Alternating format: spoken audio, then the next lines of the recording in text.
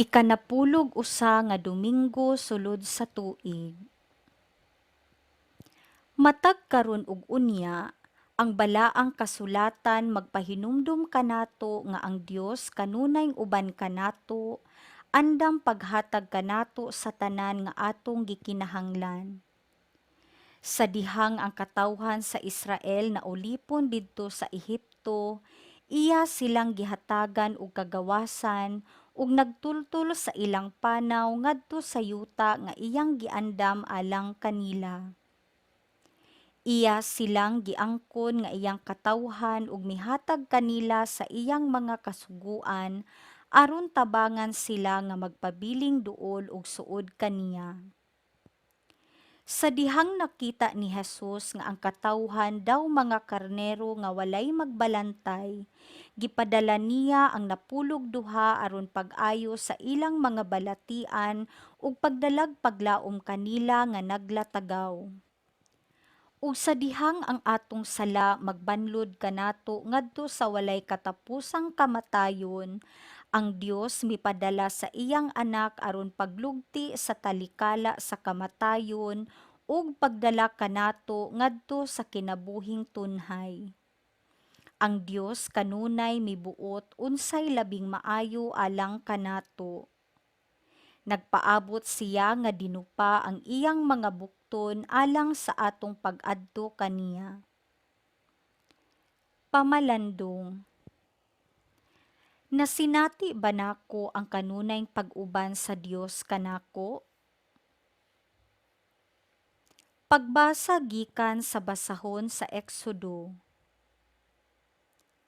Mibiya sa Refidim ug miabot sa disyerto sa Sinai ug nagkampo sila atubangan sa bukid. Si Moises mitunga sa bukid aron makikita sa Dios. Gitawag siya sa Ginoo didto sa bukid ug giingnan. Isulti kini sa mga kaliwat ni Jacob ang mga Israelita.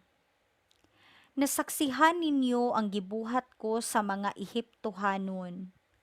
Ug kon giunsa ko kamo pagdalanganhi kanako, ingon sa pagdala sa agila sa iyang piso diha sa iyang mga pako.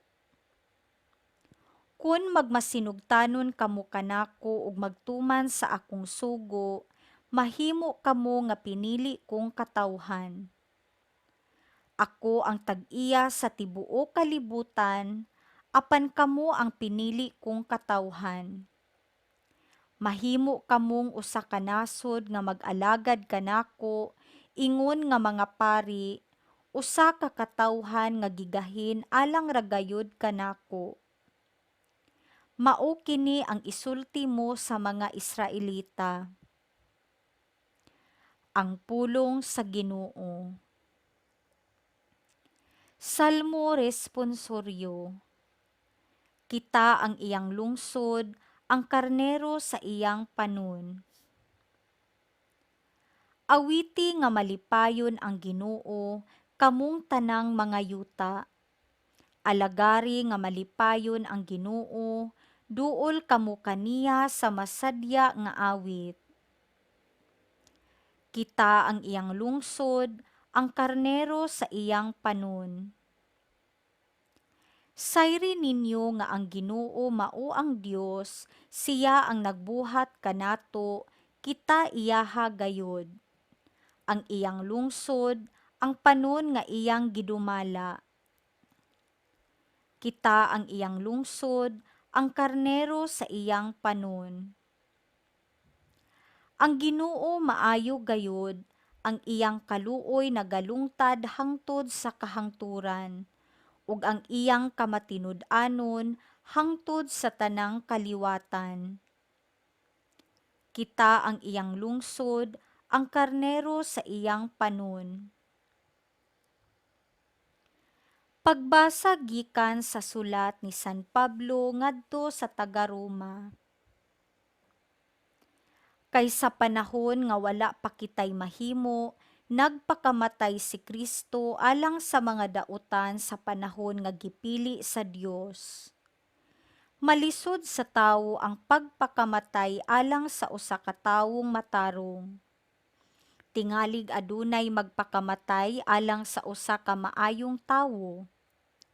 Apan gipakita sa Dios kanato ang gidak-on sa iyang paghigugma kanato, kaysa makasasala pa kita nagpakamatay si Kristo alang kanato.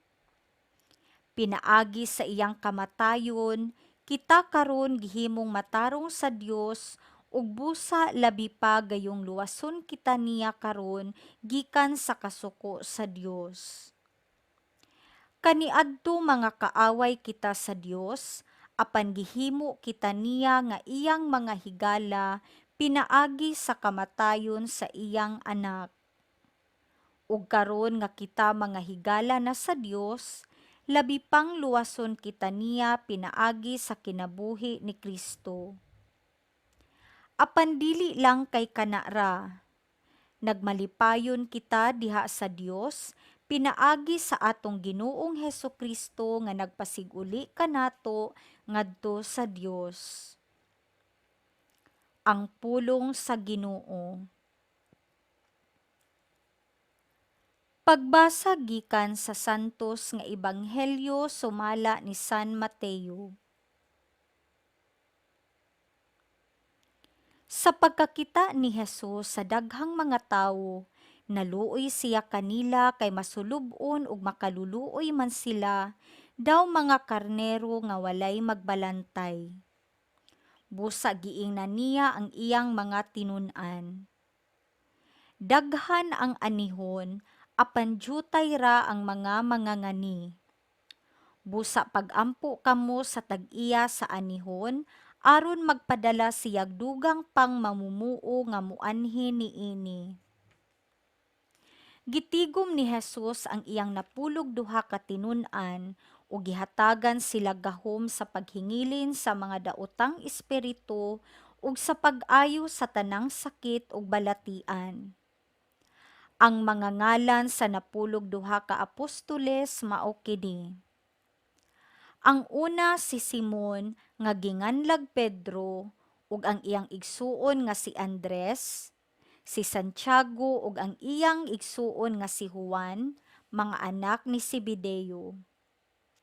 Si Felipe ug si Bartolome, si Tomas ug si Mateo, ang kobrador sa buhis, si Santiago ang anak ni Alfeo ug si Tadeo, si Simon ang patriota ug si Judas Iscariote ang nagbudhi kang Jesus.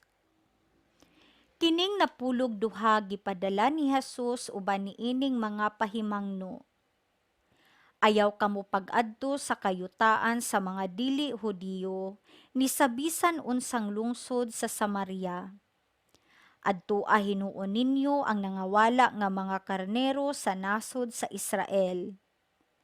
Lakaw kamo og isangyaw nga hapit na maghari ang Dios. Ayuhan ninyo ang mga masakiton, banhawa ang mga minatay, hinlui ang mga sanlahon, ug abuga ang mga yawa. Nakadawat kamo nga walay bayad, busa panghatag kamo sa walay pagpangayog bayad. Ang Ebanghelyo sa Ginoo.